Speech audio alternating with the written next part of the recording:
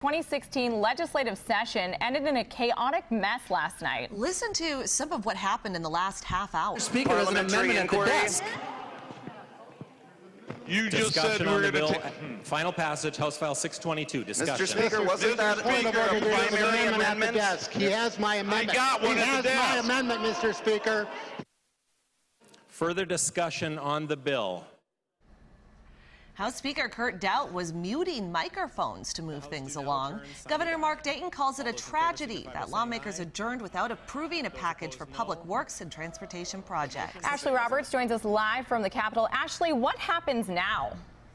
Well, Allie, there are talks of passing more bills during a possible special session, but that's only if Governor Mark Dayton agrees to do so. At this point, the governor says he has not made up his mind. When the session first started 11 weeks ago, Governor Mark Dayton said he wanted a long-term transportation funding package to fix roads and bridges for the next decade.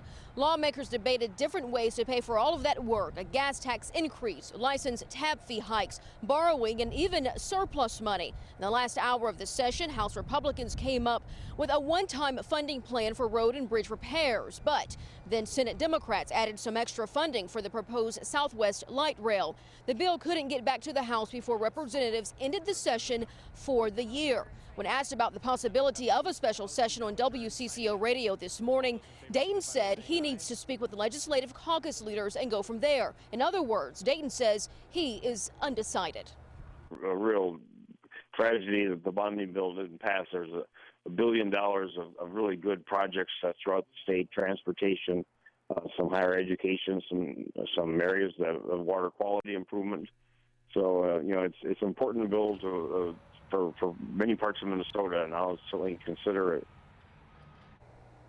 Lawmakers passed a $260 million package of tax credits and cuts that helps farmers, parents, businesses, and college students. Governor Dayton has 14 days to sign off on those works on the bills that the legislature approved, but says he will make veto decisions within 48 hours. Ashley, on the list of things that didn't happen, the legislature failed to pass a Real ID bill.